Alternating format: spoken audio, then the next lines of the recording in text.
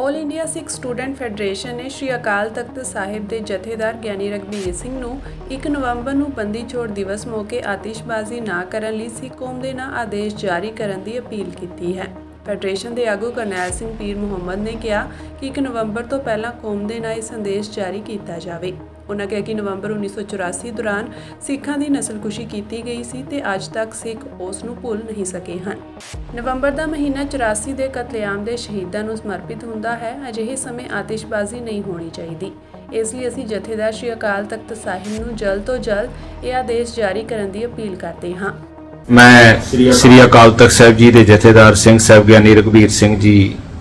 ते 5 सिंह साहबान जी नूं निमरता सहित बेनती करदा कि अज तो 40 साल पहला 1 नवंबर 1984 ਨੂੰ सिख कौम का भयानक कतलेआम किया गया, सिख नस्लकुशी की गई। हरेक राज के अंदर सिखां नूं कोह के शहीद किया गया, धीआं भैणां की बेपती की गई, साहिब श्री गुरु ग्रंथ साहिब जी के सरूपां नूं अग्गां लगाईआं गईआं, गुरुद्वारे ढाए गए ते उस कतलेआम की पीड़ा के 40 साल पूरे हो जाने 1 नवंबर 1984 ਨੂੰ। इस वार 1 नवंबर 1984 का दिन जदों असी शहीदां नूं नतमस्तक होकर मना रहे होवांगे तां उत्थे बंदी छोड़ दिवस दे नाल नाल दिवाली जिहड़ी है वो भी 1 नवंबर नूं आ रही है। मेरी 5 सिंह साहबान जी नूं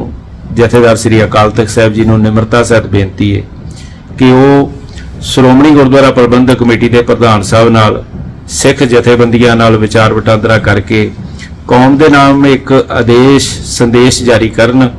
कि ये जिहड़ी पीड़ा है, ये जिहड़ा दुखदायक पल सन जिन्हां पलां दे विच सिखां दी नस्लकुशी की गई उस वेले दी जालम कांग्रेस सरकार वल्लों, तां ये दिन असी जदों मना रहे होईए तां उस वेले आतिशबाजी जां इस तरह का विखावा ना साडे वल्लों होवे जिस दे नाल साडे वो पीड़ित परिवार होर दुखी होण जिन्हां नूं अजे तक इंसाफ नहीं मिलिया। सो इस संबंध में सिंह साहब जी आप जी दे चरनां विच निमरता सहित बेनती है, असी all India Sikh students federation वालों एक लैटर भी लिख के आप जी पास भेजिया है